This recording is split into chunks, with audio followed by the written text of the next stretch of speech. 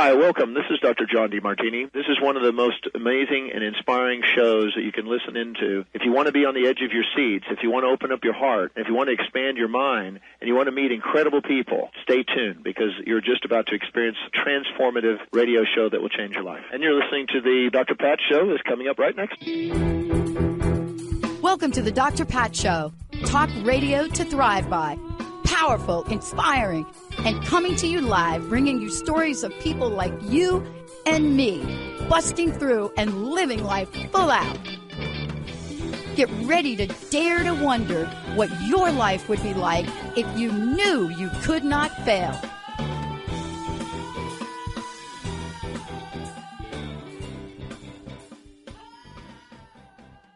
Wow. Hey, everybody. Welcome. Great show. Reverend Connie Stomper joining me here today. And we are taking this on because this is so very, very important. You know, the year we come into, of course, there are new years, but there's something about the energy right now. And if we don't tap into what it's like to create the 2025 we want and do this through intention, then you know what you're going to get? You're going to get a 2025 that looks almost exactly the equivalent of chaos.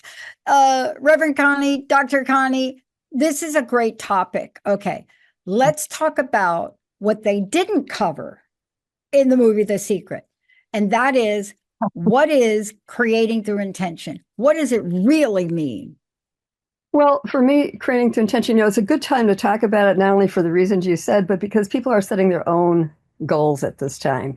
And what I realized is goals for me, I used to teach it in organizations, you set a goal, you work backwards, you get all the steps, right?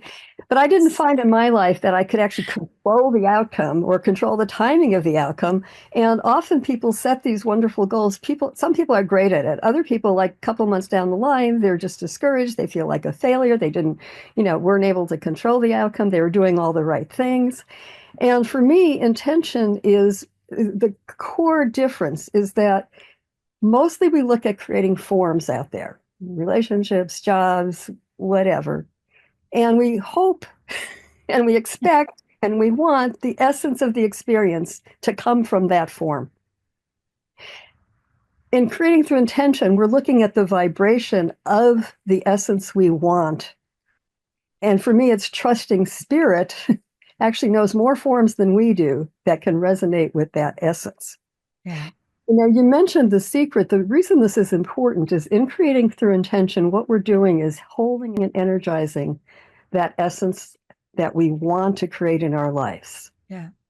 And for me, anything that we want, if we want a relationship, a marriage, we want to experience love, right? If we want a job or money, we want to experience abundance. If we want friendship, we want, companionship, love, whatever. All of those qualities to me, from a higher perspective, which is what we talk about, are actually qualities of the soul. Mm-hmm. So we don't need the outer experience really to have the experience that we are. And what's important about that to me is that if we're thinking, like in The Secret, where there's a passion for the outer and we might create that way, right? And I'm not saying it doesn't always work, but in a sense, we're holding a vibration of lack. We're not holding the vibration of what we want. We're saying, I need something out there to have the inner experience that I'm looking for. And most of us don't just want the form. We want what we think it's going to bring us in terms of love and joy and peace and all of those lovely qualities, which are actually qualities of who we are. And there's an essential difference for me then in creating a life and a world through this intention by holding and energizing that vibration. If I want more love in my life, how do I be more loving? It goes back to the spiritual muscles we were talking about last time. Yeah. It's like, but we can do affirmations, we can, do nurturing things for ourselves, we can do service things to others to be in that vibration of loving. And then when something comes up that's where we're not loving, we have an opportunity now to practice building that spiritual muscle. It's like, oh, this is the edge of my ability to love. How do I expand past that. So that's. Go ahead. I love this because I think, and so y'all don't email us on this, okay? I think the movie and the book The Secret did more to get people engaged in their own lives, right, than a lot of other things. We may not agree with everything about it. I think they left out the whole emotional intelligence side, but they also left out what you're talking about. And that is holding the space in the space of trust. And this is the lesson we learned, Dr. Connie. I want to ask you about this because how do we create through intention, right? And so if we create whatever you do to put your intention down, but then you don't really believe or you don't really trust, how do we learn to surrender? Walk us through this and then walk us through how intentions are different than goals. Because you and I, how many goal setting things have we done for organizations, right? Our head, right, probably going to explode. But that's very different. So let's talk about, from your perspective, how do we create intention so that they actually manifest? And let's give people some specifics on this is a goal, this is an intention. Take it away. Well, and this whole idea for me did not come out of a theoretical reflecting.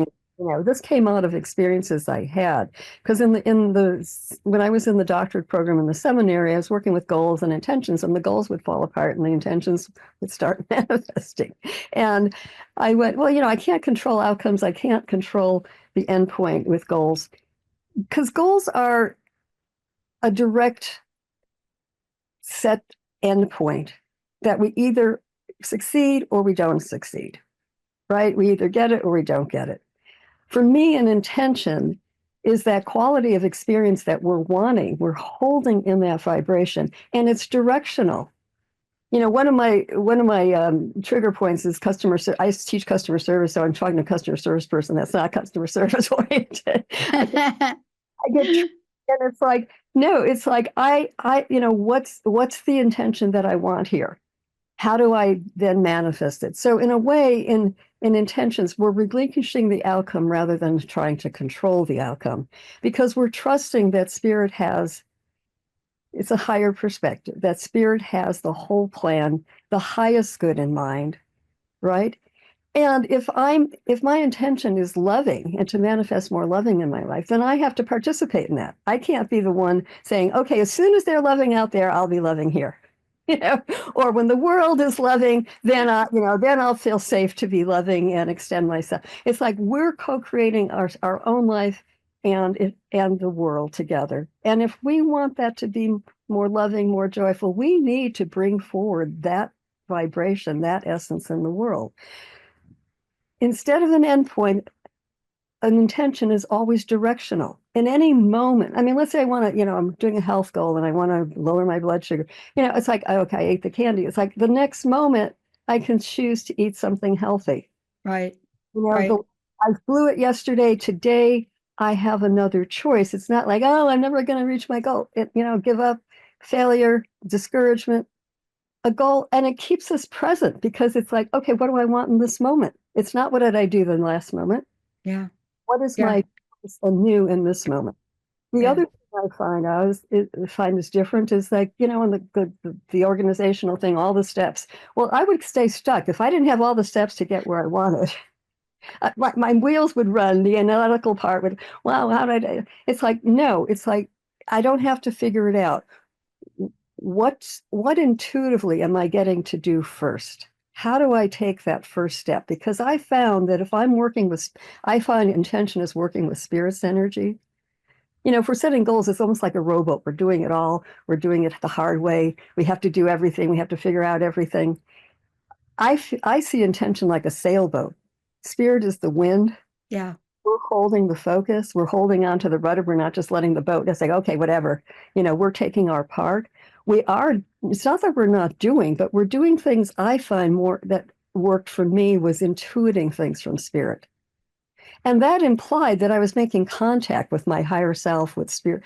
I was doing something to keep that connection, right? Because we can have all kinds of ideas out of ego, but if we're really looking at from a higher place, how do we follow? And if we don't know the whole thing, take that first step. Often I needed to act before spirit would bring forward the next step in the energy. I needed to trust that. And just like a sailboat, sometimes, a sailboat has to tack to use the wind. It's like, I'm going here, and the spirit's saying, no, do this. And it's like, wait a minute, I want to go. It's like, trust that, go there and find what's there for you to get the next step. There's not an intention, it's a process, so there's no success or failure. It's an ongoing journey. Yeah. More and more of what we want. I love that we're talking about this because let me ask you this question as I really like to unveil what intention is and what we can do for 2025. When I was at the most depressed in a point in time in my life, it was like 2022, 2023. And I had finished all my doctoral, postdoctorate, but I was struggling. I had, what do we call it now? Cognitive dissonance. Okay. So here I was, go get the corporate job, but I didn't want to. And out of that came cross-busting to reflect my own life. And I remember talking to Jack Canfield back then, and I showed it, I showed him my card, and on the back of it said, I want to reach 1 million people to help them live life full out. Wow. That was all I wrote. Now, I didn't understand anything at that time about what you're saying today. I do now. Mm-hmm. And one thing led to another, a dialed wrong phone number, and here I am today. Mm-hmm. Now, that intention, I didn't say I want to do it by selling 1,000 records. I didn't do that because I didn't know that. Exactly. But what did I have to know intuitively? I had to know intuitively when I dialed that wrong phone number, intuitively saying yes to an internet show in 2003 was the right thing. Mm-hmm. But this is the process. Can you talk to the point of when we go through this and we look at the difference between them? Goals are essential for a lot of people, right? Mm-hmm. In our lives. We want to do something, right? But there's an energy of intention. Like for me, I can't even tell you what was going on in my heart. I just knew I didn't understand why after achieving something I wanted to achieve, I was depressed. Right. So let's talk about how intentions fueled by the wisdom you just shared are literally the fastest way to set things into play for 2025. Well, I can give a couple examples in my own life, like you just did, which is, well, there's so many, but, I had a strong intention, as I always do, to be of service. And one of the organizations that I work with that had an intention of going around the world for spreading inner and outer peace, recognizing we need to bring our own peace and not just... And I wanted to go on these trips. I didn't have the money or the time off, and I just kept seeing myself there and have this intention of being of service. And, I get a call from somebody that had connected me to this person that was a consulting company. Head of that, she had a gig that she couldn't do. She said, "You want to do it?" And I made my whole year's salary in the 3 months before the trip happened. Mm. And, and things like that. I started doing the workshops. In fact, if people are attracted to this, I do workshops on this and the finding the blessings in experience. But I had actually just handed in my treatise for the doctorate in the seminary. And I get a call from somebody saying that I hadn't talked to for 3 years, had done some consulting work. He said, "I just recommended you to speak at this conference."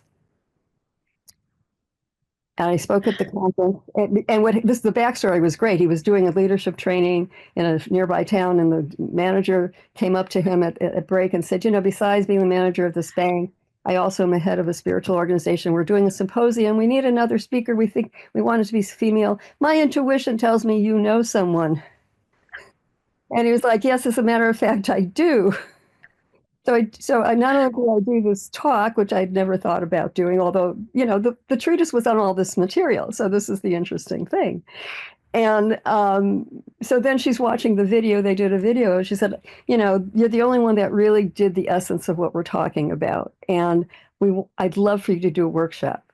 Wow. long story short, we do a pilot at her house. Then she wants to fund another one. She says, go to a Unity church. I go to the Unity church. He's like, I don't want you for the space. She said, we used to use their space. Well, he said, no, after a 3-hour conversation, he wants me to do workshops there. He wants me to, and like spirit knows forms. The intention was to, Pat, the irony of talking about this is we connected because your organization called me based on my website. Yeah. What I had started doing was a prayer that I just love, and guys use this. It was like, Lord, put me where you want me as part of you. Oh, I love that.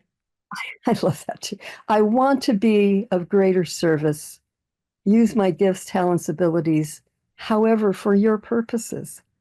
Now, just like some of the other, when I created a job consulting, I did it by intention. I didn't know about consulting work using my training skills. I said, I would like to be sharing my wisdom, creativity, and playfulness, Lord. I manifested a consulting job with a company. I didn't have to sell. I didn't have to do anything but show up, create trainings, coach managers, learn about how to transform an organization, help them do that. So I've got so many experiences where holding that essence of what we want. And service, to me, service is one of the hugest, most powerful. I agree. Because there are so many ways of doing that. And again, then we're taking our loving, our joy, our gifts, our skills, and we're living them, we're fulfilling them, but we're also contributing to the world. And from my point of view, spirit, God, the universe, whatever you want to call that, wants us to be contributing, wants us to be co-creating this world together. Yeah. So I'm not sure if that. No, it's very obvious what you're saying, but let's just talk about this. I love that you brought up service because, look, when I was at that lowest place that I mentioned, my friend knocked on my door and said, come down to the Chicken Soup Brigade and help us make turkeys and deliver them to people with AIDS, HIV. Mm-hmm. And I was like that, right? Like whining. And my friend said, get dressed. I'm going to stand at your door and let's go. Man, that set off a different energy for me. So I stopped worrying about the bills I couldn't pay. I stopped worrying about, well, how long are they going to keep me wanting to do postdoctor at work about something so depressing? Okay, broken promises. I don't want to do it anymore. And it just left my consciousness. Now, why am I bringing that up, Connie? Because I want you to talk about this. You see, creating through intention, it doesn't just serve us, but you see how that scenario and the one you talked about, and look at us today. I'm not here today because I come from some, I don't know, like what, media background? No.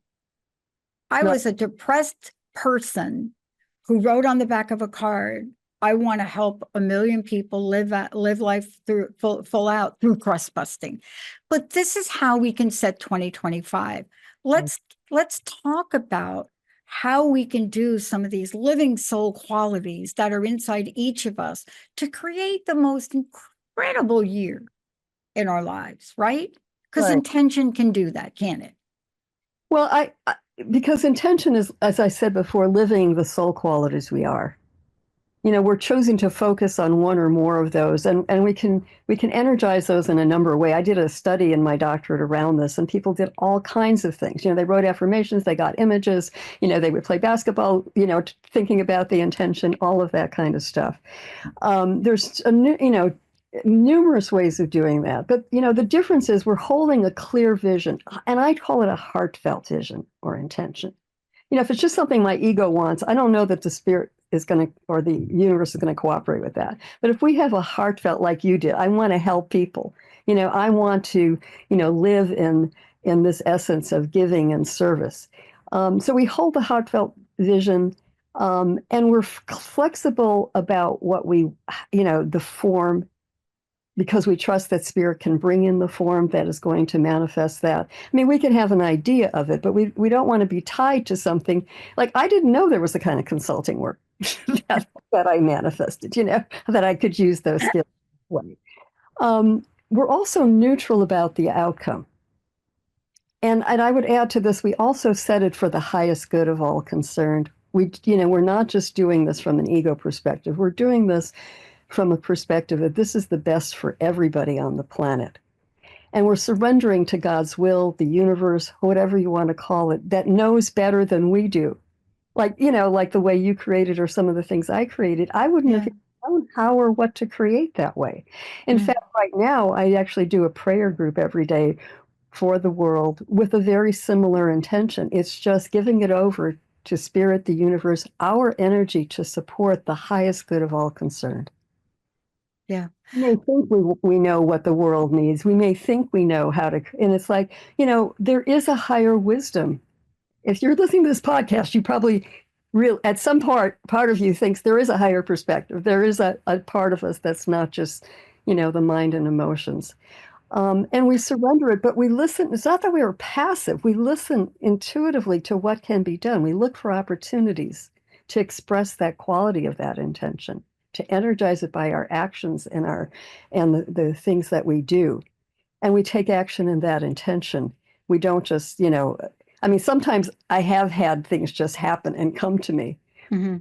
But I don't expect that. I do whatever Spirit tells me to do. Sometimes Spirit says, wait. Hold and energize that intention. And what happens if it doesn't manifest the way you want it to? Well, to me, that goes back to what is the blessing in this? What's the intention, the spiritual muscle that that I have an opportunity now to strengthen, maybe in order to be ready for what it is that I'm asking for. And if it doesn't manifest, I'm still living in that quality. So I'm still having a life that is loving, peaceful, joyful to the extent to which I actualize that for myself. Yeah. And that's a vibration for the world as well. And I love that you're talking about this. I want to just bring this, forward and talk about the fact that we are talking about a spiritual connection. We're talking about living soul qualities, right? That's one of the things that you talk about. But we are talking about coming from a place where the doors of all are open. You and I are similar. I wake up every day and my very short prayer to get out of the gate is, what is mine to do today? God, what is mine to do today? Some days it's like, Pat, you're going in and you're going to do these 3 very, very complex things. Other days, Dr. Connie, it's like, Pat, you need to get up and vacuum your house, right? And people say to me, is that God? I said, oh, yeah. Oh, yes. I mean, need the space. Don't forget, God created the world. Those are concrete. I'm going to do this day, right? And at the end of it said good and very good. So what we're talking about here sets the stage. I want to ask you, as we look at these things, how does creating through intention serve us? But as you look forward, you're going to bring more of these conversations together. So you have set an intention. Right. So please talk to that. But also, would you let people know how they can find out more about your work and some of the things you're doing? Yeah, so a couple of things. There are workshops and they're going to be online, for people that want to know more, because we're just touching the surface of these. And you can find me at soulmusings.org. And for Dr. Pat's audience who are watching this podcast until the end of January, if you contact me through the website, and decide you would like to do a coaching or counseling session for me, you can write to me and put in the code CREATE 2025, and you will get 50% off of my services. Yes. And this is important because all of us here, I get a lot of questions about, do you still work with coaches, Pat? You bet I do. I'm not here because I'm doing this alone.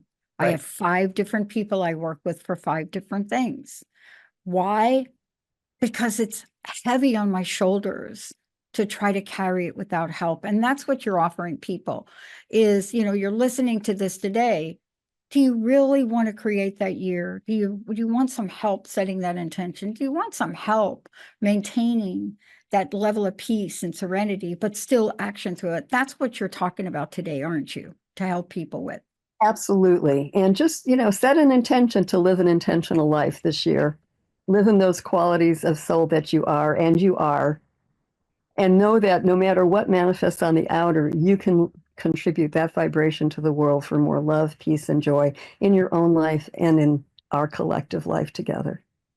So, Reverend Connie, I would love your personal message to help people hold that vibration of abundance. Because once upon a time in the spiritual community, abundance, manifestation, making money was sort of out of the outskirts. But we now know that it's an essential energy we need. What's your personal message to invite people? If you don't know how to do this and you want to know, what's your personal message for the audience today? Well, again, you are those qualities you want. You are an abundant. When I've had challenges financially, I've held in that abundant consciousness as a vibration to have the world come into manifestation with that, to resonate with that. And it's not about, I need the outer experience. Know that you are all of the abundance of the spiritual being that you are, and that God's creation is infinite. And there are infinite forms for the life you want to live as an experience. Mm-hmm. One more time, let's give out your website and Happy New Year. Happy New Year to everyone. Let's create this happy year together, and it's soulmusings.org. For those of you out there, Dr. Connie, Reverend Dr. Connie Stomper joining me here today. For those of you out there, please, I know you want to do things alone. I know you think this is an independence. All I'm trying to say is for those of us that tried to do things alone and have failed, there is support and help. And Dr. Connie is so good at what she does. Thank you all for tuning us in and turning us on. Hopefully today, you'll end up your day by thinking, what did they talk about intentions? Yeah, that's when you dial the phone. We'll see you next time. God bless you all.